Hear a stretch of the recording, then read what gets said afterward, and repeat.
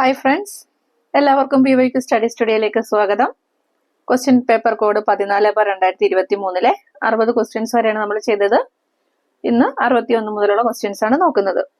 അപ്പം നമ്മുടെ ചാനലിൽ ഇതുവരെ ചെയ്തിട്ടുള്ള ക്വസ്റ്റ്യൻസിന്റെ എല്ലാം PDF ആവശ്യമുള്ളവര് PYQ സ്റ്റഡി സ്റ്റുഡിയോ എന്ന് പറയുന്ന ടെലഗ്രാം ചാനലിൽ ജോയിൻ ചെയ്താൽ മതി. ടെലഗ്രാം ചാനലിൽ ക്വസ്റ്റ്യൻസിന്റെ എല്ലാം PDF അപ്ലോഡ് ചെയ്തിട്ടുണ്ട്. ആവശ്യമുള്ളവർക്ക് ചാനലിൽ ജോയിൻ ചെയ്യാം.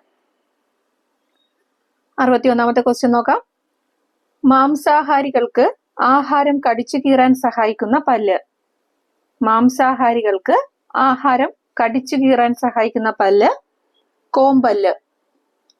ആഹാരം കടിച്ചു കീറാൻ കോമ്പല്ല്. ആഹാരം കടിച്ചു മുറിക്കാൻ സഹായിക്കുന്ന പല്ല് ഏതാണ്? ആഹാരം കടിച്ചു മുറിക്കാൻ സഹായിക്കുന്നത് ഉളിപ്പല്ല്.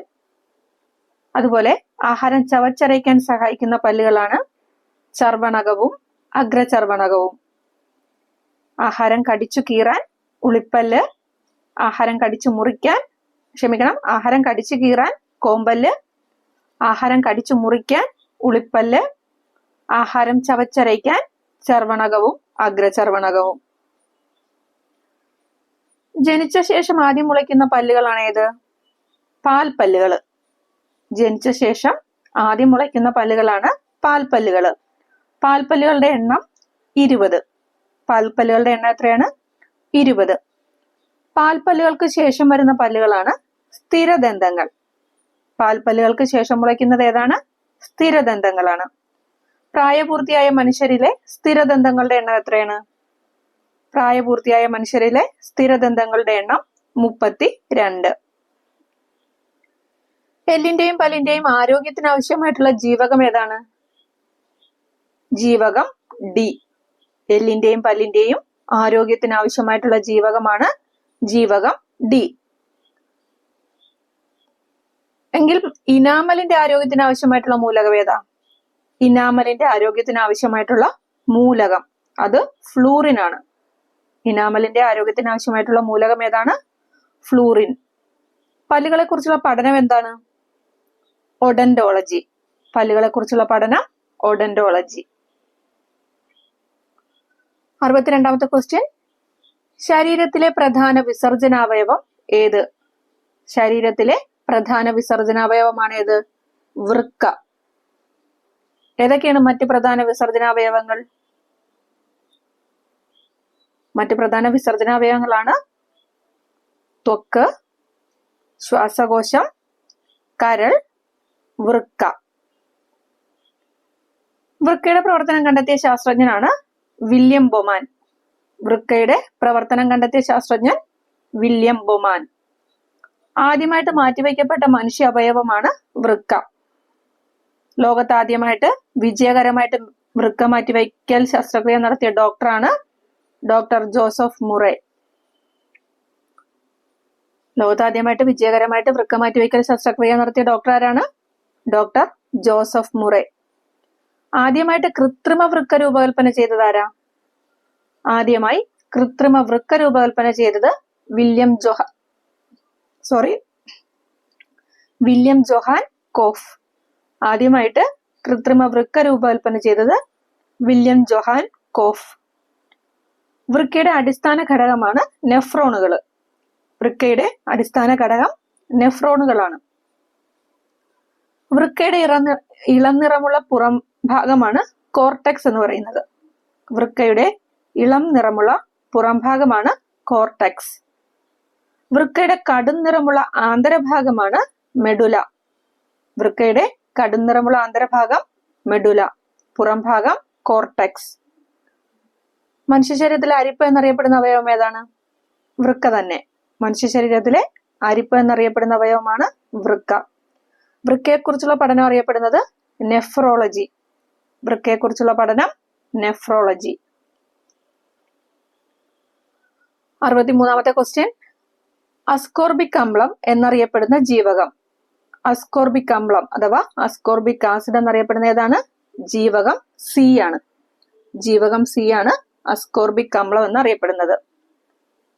ത്വക്ക്, മോണ, രക്തകോശങ്ങൾ എന്നിവയുടെ ആരോഗ്യത്തിന് ആവശ്യമായിട്ടുള്ള ജീവകമാണ് ജീവകം C. എന്തിന്റെയൊക്കെയാണ്? ത്വക്ക്, മോണ, രക്തകോശങ്ങൾ എന്നിവയുടെ ആരോഗ്യത്തിന് ആവശ്യമായിട്ടുള്ള ജീവകമാണ് ജീവകം സി. കൃത്രിമമായിട്ട് നിർമ്മിച്ച ആദ്യത്തെ ജീവകമാണിത്. ജീവകം സി എന്ന് പറയുന്നത് കൃത്രിമമായി നിർമ്മിച്ച ആദ്യ ജീവകമാണ്. ചൂടാക്കുമ്പോൾ നഷ്ടമാകുന്നത് ജീവകം സി. ചൂടാക്കുമ്പോൾ നഷ്ടമാകുന്ന ജീവകമാണ് ഇത്, ജീവകം സി. ഫ്രഷ് ഫുഡ് വിറ്റാമിൻ എന്നാണ് അറിയപ്പെടുന്നത്. ഫ്രഷ് ഫുഡ് വിറ്റാമിൻ എന്ന് അറിയപ്പെടുന്നു. ജീവകം സിയുടെ അപര്യാപ്തതാ രോഗമാണ് ഏത്? സ്കർവി. ജീവകം സിയുടെ അപര്യാപ്തതാ രോഗമാണ് സ്കർവി. നാവികരുടെ പ്ലേഗ് എന്നാണ് സ്കർവി അറിയപ്പെടുന്നത്. നാവികരുടെ പ്ലേഗ് എന്നറിയപ്പെടുന്നതാണ് സ്കർവി. ശരീരത്തിൽ ഇരുമ്പിന്റെ ആഗിരണത്തെ ഉത്തേജിപ്പിക്കുന്ന ജീവകമാണ് ഏത്? ജീവകം സി. ശരീരത്തിൽ ഇരുമ്പിന്റെ ആഗിരണത്തെ ഉത്തേജിപ്പിക്കുന്നു. അതുപോലെ രോഗപ്രതിരോധ ശേഷിക്ക് ആവശ്യമായിട്ടുള്ള വിറ്റാമിനാണ് വിറ്റാമിൻ സി. രോഗപ്രതിരോധ ശേഷിക്ക് ആവശ്യമായിട്ടുള്ള ജീവകം ഏതാണ്? ജീവകം സി. 64ാമത്തെ ക്വസ്റ്റ്യൻ നോക്കാം. കേരളത്തിലെ നഗരങ്ങളിലെ ചേരിയിൽ താമസിക്കുന്നവരുടെ സംരക്ഷണത്തിനായി ആരോഗ്യ വകുപ്പ് ആവിഷ്കരിച്ച പദ്ധതി. കേരളത്തിലെ നഗരങ്ങളിലെ ചേരിയിൽ താമസിക്കുന്നവരുടെ സംരക്ഷണത്തിനായി ആരോഗ്യ വകുപ്പ് ആവിഷ്കരിച്ച പദ്ധതിയാണ് ഉഷസ്. ഏതാണ്? ഉഷസ്. എന്താണ് ആർദ്രം പദ്ധതി? പ്രാഥമികാരോഗ്യ കേന്ദ്രങ്ങളെ കുടുംബാരോഗ്യ കേന്ദ്രങ്ങളാക്കി നവീകരിക്കാനുള്ള പദ്ധതിയാണ് ആർദ്രം പദ്ധതി. പ്രാഥമികാരോഗ്യ കേന്ദ്രങ്ങളെ കുടുംബാരോഗ്യ കേന്ദ്രങ്ങളാക്കി നവീകരിക്കാനുള്ള പദ്ധതിയാണ് ആർദ്രം. സംസ്ഥാന ആയുർവേദ വകുപ്പ് നടപ്പിലാക്കുന്ന സ്കൂൾ കുട്ടികൾക്കായിട്ടുള്ള ആരോഗ്യ പദ്ധതിയാണ് ഏത്? ബാലമുകുളം. സംസ്ഥാന ആയുർവേദ വകുപ്പ് നടപ്പിലാക്കുന്ന സ്കൂൾ കുട്ടികൾക്കായിട്ടുള്ള ആരോഗ്യ പദ്ധതിയാണ് ബാലമുകുളം. ഇനി എന്താ? സ്നേഹപൂർവ്വം ഉണ്ട് അല്ലെ? എന്താണ് സ്നേഹപൂർവ്വം പദ്ധതി? മാതാപിതാക്കൾ രണ്ടുപേരുമോ അല്ലെങ്കിൽ ഒരാളോ മരിച്ചു പോകുകയും ജീവിച്ചിരിക്കുന്ന ആൾക്ക് കുട്ടികളെ സംരക്ഷിക്കാൻ കഴിയാതെ വരികയും ചെയ്യുന്ന അവസ്ഥയിൽ കുട്ടികളെ ബന്ധുവായ ആളുകളുടെ കൂടെ താമസിപ്പിച്ച് വിദ്യാഭ്യാസം നൽകാനായിട്ട് പ്രതിമാസം ധനസഹായം നൽകാനുള്ള സർക്കാർ പദ്ധതിയാണ് സ്നേഹപൂർവ്വം. എന്താണ്? മാതാപിതാക്കൾ രണ്ടുപേരുമോ അല്ലെങ്കിൽ ഒരാളോ മരിച്ചു പോവുകയും ജീവിച്ചിരിക്കുന്ന ആൾക്ക് കുട്ടികളെ സംരക്ഷിക്കാൻ കഴിയാതെ വരികയും ചെയ്യുന്ന അവസ്ഥയിൽ കുട്ടികളെ ബന്ധുവായ ആളുകളുടെ കൂടെ താമസിപ്പിച്ച് വിദ്യാഭ്യാസം നൽകാനായിട്ട് പ്രതിമാസം ധനസഹായം നൽകാനുള്ള സർക്കാർ പദ്ധതിയാണ് സ്നേഹപൂർവ്വം. 65ാമത്തെ ക്വസ്റ്റ്യൻ നോക്കാം. തൊണ്ടമുള്ളിന് കാരണമായ രോഗാണു. തൊണ്ടമുള്ള അഥവാ ഡിഫ്തീരിയയ്ക്ക് കാരണമായ രോഗാണു ബാക്ടീരിയ. ഏതാണ്? ബാക്ടീരിയ. നമ്മൾ കഴിഞ്ഞ ക്വസ്റ്റ്യനിലൊക്കെ ബാക്ടീരിയ, വൈറസ്, പ്രോട്ടോസോവ രോഗങ്ങളൊക്കെ നോക്കിയിരുന്നു അല്ലെ? ഇന്ന് നമുക്ക് ഫംഗസിനെ കുറിച്ച് നോക്കാം. ഹരിതകമില്ലാത്ത സൂക്ഷ്മജീവികളാണ് ഏത്? ഫംഗസ് എന്ന് പറയുന്നത്. ഹരിതകമില്ലാത്ത സൂക്ഷ്മജീവികളാണ് ഫംഗസുകൾ. ഭക്ഷ്യവസ്തുക്കളിൽ വളരുന്ന അപകടകാരിയായിട്ടുള്ള ഫംഗസ് ആണ് അസ്പെർജില്ലസ്. ഭക്ഷ്യവസ്തുക്കളിൽ വളരുന്ന അപകടകാരിയായ ഫംഗസ് ഏതാണ്? അസ്പെർജില്ലസ്. ഈ അസ്പെർജില്ലസ് ഉണ്ടാക്കുന്ന വിഷവസ്തുവാണ് അഫ്ലോടോക്സിൻ. ഈ അസ്പെർജില്ലസ് എന്ന് പറയുന്ന ഫംഗസ് ഉണ്ടാക്കുന്ന വിഷവസ്തു ഏതാണ്? അഫ്ലോടോക്സിൻ. കൂണുകള് ഫംഗസ് വിഭാഗത്തിൽ പെടുന്നതാണ്. കൂണുകൾ പെടുന്നത് ഫംഗസ് വിഭാഗത്തില്. ദേവതകളുടെ ആഹാരം എന്ന് റോമാക്കാർ വിളിച്ചിരുന്നത് ഏതിനെയാ? കൂണിനെയാണ്. ദേവതകളുടെ ആഹാരം എന്ന് റോമാക്കാർ വിളിച്ചിരുന്നതാണ് കൂണ്. കൂണ് ഫംഗസ് വിഭാഗത്തിലാണ് പെടുന്നത്. പ്രധാന ഫംഗസ് രോഗങ്ങൾ ഏതൊക്കെയാണ്? റിംഗ്വർം അഥവാ വട്ടച്ചൊറി, അത്ലറ്റ്സ് ഫുട്ട്, കാൻഡിഡിയാസിസ്, അസ്പെർജിലോസിസ്, ആണിരോഗം. ഇതൊക്കെ ഫംഗസ് രോഗങ്ങളാണ്. ഏതൊക്കെയാണ്? വട്ടച്ചൊറി അല്ലെങ്കിൽ റിംഗ്വർം, അത്ലറ്റ്സ് ഫുട്ട്, കാൻഡിഡിയാസിസ്, അസ്പെർജിലോസിസ്, ആണിരോഗം. ഇനി ഈ രോഗങ്ങളൊക്കെ പരത്തുന്ന ഫംഗസിന്റെ പേരെന്താണെന്ന് നമുക്ക് നോക്കാം. അത്ലറ്റ്സ് ഫുഡിന് കാരണമായിട്ടുള്ള ഫംഗസ് ആണ് ട്രൈക്കോഫൈറ്റൻ. അത്ലറ്റ് ഫുഡിന് കാരണമായിട്ടുള്ള ഫംഗസ് ഏതാണ്? ട്രൈക്കോഫൈറ്റൻ. അതുപോലെ റിംഗ്വർം അഥവാ വട്ടച്ചൊറിക്ക് കാരണമായിട്ടുള്ള ഫംഗസ് ആണ് മൈക്രോസ്പോറം. റിംഗ്വർമിന് കാരണം ഏതാണ്? മൈക്രോസ്പോറം എന്ന് പറയുന്ന ഫംഗസ് ആണ്. കാൻഡിഡിയാസിസിന് കാരണമായിട്ടുള്ള ഫംഗസ് ആണ് കാൻഡിഡ ആൽബിക്കൻസ്. കാൻഡിഡിയാസിസിന് കാരണം കാൻഡിഡ ആൽബിക്കൻസ് ആണ്. അസ്പെർജിലോസിസിന് കാരണമായിട്ടുള്ള ഫംഗസ് ആണ് അസ്പെർജിലസ് ഓട്ടോമൈസിസ്. അസ്പെർജിലസിന് കാരണം ഏതാണ്? അസ്പെർജിലോസിസിന് കാരണമായിട്ടുള്ള ഫംഗസ് ആണ് അസ്പെർജിലസ് ഓട്ടോമൈസിസ്. ഓക്കെ, അടുത്ത ക്വസ്റ്റ്യൻ നോക്കാം. 66ാമത്തെ ക്വസ്റ്റ്യൻ. താഴെ തന്നിരിക്കുന്നവയിൽ സങ്കര ഇനം പച്ചമുളക് ഏതാണ്? താഴെ തന്നിരിക്കുന്നവയിൽ സങ്കര ഇനം പച്ചമുളക് ഇതിലേതാണ്? ഉജ്ജ്വലയാണ് അല്ലെ? ഉജ്ജ്വലയാണ് ഇതില് സങ്കര ഇനം പച്ചമുളക്. മറ്റ് സങ്കര ഇനം പച്ചമുളക് ഏതൊക്കെയാണ്? ഉജ്ജ്വലയുണ്ട്, ജ്വാലയുണ്ട്, ജ്വാലാമുഖിയുണ്ട്, അനുഗ്രഹയുണ്ട്. ഉജ്ജ്വല, ജ്വാല, ജ്വാലാമുഖി, അനുഗ്രഹ ഇതാണ് പച്ചമുളകിന്റെ സങ്കര ഇനങ്ങൾ. നെല്ലിന്റെ സങ്കര ഇനമാണ് പവിത്ര, ഹ്രസ്വ, അന്നപൂർണ. ഏതൊക്കെയാണ്? പവിത്ര, ഹ്രസ്വ, അന്നപൂർണ എല്ലാം സങ്കര ഇനം നെല്ലാണ്. പയറിന്റെ സങ്കര ഇനങ്ങളാണ് ലോല, മാലിക, ഭാഗ്യലക്ഷ്മി, ജ്യോതിക. ഏതാണ് പയറിൻ്റെത്? ലോല, മാലിക, ഭാഗ്യലക്ഷ്മി, ജ്യോതിക. ഇതിന് ലോലൻ ഭാഗ്യലക്ഷ്മിക്കും ജ്യോതികയ്ക്കും മാലയിട്ടു എന്ന് ഓർത്തു വയ്ക്കാൻ വേണമെങ്കിൽ. ലോലൻ ഭാഗ്യലക്ഷ്മിക്കും ജ്യോതികയ്ക്കും മാലയിട്ടു. ഇനി പയറിന്റെ വഴുതനയുടെ സങ്കര ഇനങ്ങളാണ് സൂര്യ, ശ്വേത, ഹരിത, നീലിമ. വഴുതനയുടെ ഏതൊക്കെയാണ്? സൂര്യ, ശ്വേത, ഹരിത, നീലിമ. തക്കാളിയുടെ സങ്കര ഇനങ്ങളാണ് അനഘ, ശക്തി, മുക്തി, അക്ഷയ. തക്കാളിയുടെ ഏതൊക്കെയാണ്? അനഘ, ശക്തി, മുക്തി, അക്ഷയ. തക്കാളിയുടെ സങ്കര ഇനം ഓർത്തു വയ്ക്കാനായിട്ട് തക്കാളി കഴിച്ച് ശക്തി കിട്ടിയ അനഘ അക്ഷയിൽ നിന്നും മുക്തി നേടി. തക്കാളി കഴിച്ച് ശക്തി കിട്ടിയ അനഘ അക്ഷയിൽ നിന്നും മുക്തി നേടിയെന്ന് ഓർത്തു വയ്ക്കാം. അടുത്തത് വെണ്ടയുടെ സങ്കര ഇനങ്ങളാണ്. വെണ്ടയുടെ സങ്കര ഇനങ്ങളാണ് കിരൺ, സൽകീർത്തി, അർക്ക, അനാമിക. കിരൺ, സൽകീർത്തി, അർക്ക, അനാമിക. കിരണിന് സൽകീർത്തി ഉണ്ടായപ്പോൾ അർക്കയെയും അനാമികയെയും ഒന്നും വേണ്ട. എങ്ങനെ ഓർക്കാം? കിരണിന് സൽകീർത്തി ഉണ്ടായപ്പോൾ അർക്കയെയും അനാമികയെയും ഒന്നും വേണ്ട. വേണ്ട എന്നുള്ളത് വെണ്ടയുടെയാണ്. ഓക്കെ, ഇത്രയുമാണ് ഇപ്പൊ നോക്കുന്നത്. ബാക്കി നമുക്ക് അടുത്തൊരു ക്വസ്റ്റ്യനിൽ നോക്കാം. 67ാമത്തെ ക്വസ്റ്റ്യൻ നോക്കാം. ചണച്ചെടിയുടെ ഏതു ഭാഗത്ത് നിന്നാണ് ചണനാരുകൾ ലഭിക്കുന്നത്? ചണച്ചെടിയുടെ ഏതു ഭാഗത്ത് നിന്നാണ് ചണനാരുകൾ ലഭിക്കുന്നത്? തണ്ട്. തണ്ടിൽ നിന്നാണ് ചണനാരുകൾ ലഭിക്കുന്നത്. ഏതാണ്? തണ്ട്. ലോകത്ത് ചണത്തിന്റെ ഉൽപാദനത്തിൽ മുന്നിൽ നിൽക്കുന്ന രാജ്യം നമ്മുടെ ഇന്ത്യയാണ്. ലോകത്ത് ചണത്തിന്റെ ഉൽപാദനത്തിൽ മുന്നിൽ നിൽക്കുന്ന രാജ്യം ഏതാണ്? ഇന്ത്യ. ഇന്ത്യയിലെ ആദ്യത്തെ ചണമിൽ ആരംഭിച്ചത് എവിടെയാണ്? റിഷ്റയിലാണ്. കൊൽക്കത്തയ്ക്ക് അടുത്തുള്ള റിഷ്റയില് 1855 ഇന്ത്യയിൽ ആദ്യത്തെ ചണമിൽ ആരംഭിച്ചത്. ചണം ഉൽപാദനത്തിലും ചണ വ്യവസായത്തിലും മുന്നിൽ നിൽക്കുന്ന സംസ്ഥാനമാണ് പശ്ചിമ ബംഗാൾ.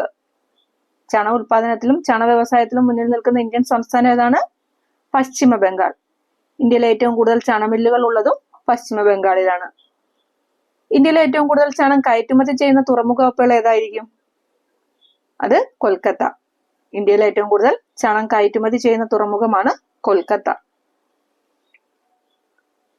68ാമത്തെ ക്വസ്റ്റ്യൻ നോക്കാം. കേരളത്തിലെ ആദ്യത്തെ റിസർവ് വനം ഏത്? കേരളത്തിലെ ആദ്യത്തെ റിസർവ് വനം കോന്നി. ഏതാണ്? കോന്നി. പത്തനംതിട്ടയിലെ കോന്നിയാണ് കേരളത്തിലെ ആദ്യത്തെ റിസർവ് വനം. എന്നാണ് കോന്നിയെ റിസർവ് വനമായിട്ട് പ്രഖ്യാപിച്ചത്? 1888. 1888 കോന്നിയെ റിസർവ് വനമായിട്ട് പ്രഖ്യാപിക്കുന്നത്. ആലപ്പുഴ ജില്ലയിലെ ഏക റിസർവ് വനം ഏതാണ്? വിയ്യപുരം. ഹരിപ്പാടുള്ള വിയ്യപുരമാണ് ആലപ്പുഴ ജില്ലയിലെ ഏക റിസർവ് വനം. കേരളത്തിൽ റിസർവ് വനങ്ങൾ ഏറ്റവും കുറവുള്ള ജില്ലയാണ് ആലപ്പുഴ എന്ന് പറയുന്നത്. അപ്പോൾ കേരളത്തിൽ ഏറ്റവും കൂടുതൽ റിസർവ് വനങ്ങളുള്ള ജില്ല ഏതാ? ഏറ്റവും കൂടുതൽ റിസർവ് വനങ്ങളുള്ള ജില്ല പത്തനംതിട്ട. ഏറ്റവും കുറവ് റിസർവ് വനം ആലപ്പുഴ. ആലപ്പുഴയിലെ ഏക റിസർവ് വനമാണ് വിയപുരം. 69ാമത്തെ ക്വസ്റ്റ്യൻ നോക്കാം. ഇന്ത്യൻ പരിസ്ഥിതി ശാസ്ത്രത്തിന്റെ മാതാവ് എന്നറിയപ്പെടുന്നത് ആര്? ഇന്ത്യൻ പരിസ്ഥിതി ശാസ്ത്രത്തിന്റെ മാതാവ് എന്നറിയപ്പെടുന്നത് ആരാണ്? മേധാ പട്കർ. ഇന്ത്യൻ പരിസ്ഥിതി ശാസ്ത്രത്തിന്റെ മാതാവ് മേധാ പട്കർ ആണ്. നർമ്മദ ബച്ചാവോ ആന്തോളൻ എന്ന സംഘടനയുടെ സ്ഥാപകയാണ് ആര്? മേധാ പട്കർ. നർമ്മദ ബച്ചാവോ ആന്തോളൻ എന്ന സംഘടനയുടെ സ്ഥാപകയാണ് മേധാ പട്കർ. 1985 നർമ്മദ ബച്ചാവോ ആന്തോളൻ ആരംഭിച്ചത്. മേധാ പട്കർ നർമ്മദ ബച്ചാവോ ആന്തോളൻ ആരംഭിച്ചത് ഏത് വർഷത്തിലാണ്? 1985. അപ്പൊ ഇന്ത്യൻ പരിസ്ഥിതി ശാസ്ത്രത്തിന്റെ മാതാവാണ് മേധാ പട്കർ എന്ന് പറഞ്ഞു. അങ്ങനെയാണെങ്കിൽ ഇന്ത്യൻ പരിസ്ഥിതി പ്രസ്ഥാനങ്ങളുടെ മാതാവ് എന്നറിയപ്പെടുന്ന പ്രസ്ഥാനം ഏതാണ്? ഇന്ത്യൻ പരിസ്ഥിതി പ്രസ്ഥാനങ്ങളുടെ മാതാവ് എന്നറിയപ്പെടുന്ന പ്രസ്ഥാനമാണ് ചിപ്കോ പ്രസ്ഥാനം. ഏതാണ്? ചിപ്കോ പ്രസ്ഥാനം. ചിപ്കോ പ്രസ്ഥാനത്തിന് നേതൃത്വം നൽകിയത് സുന്ദർലാൽ ബഹുഗുണ. ആരാണ്? സുന്ദർലാൽ ബഹുഗുണയാണ് ചിപ്കോ പ്രസ്ഥാനത്തിന് നേതൃത്വം നൽകിയത്. 1973 ഉത്തരാഖണ്ഡിലെ ചമോലി ജില്ലയിലാണ് ചിപ്കോ പ്രസ്ഥാനം ആരംഭിക്കുന്നത്. എവിടെയാണ്? ഉത്തരാഖണ്ഡിലെ ചമോലി ജില്ലയിൽ 1973 ചിപ്കോ പ്രസ്ഥാനം ആരംഭിച്ചത്. 70ാമത്തെ ക്വസ്റ്റ്യൻ.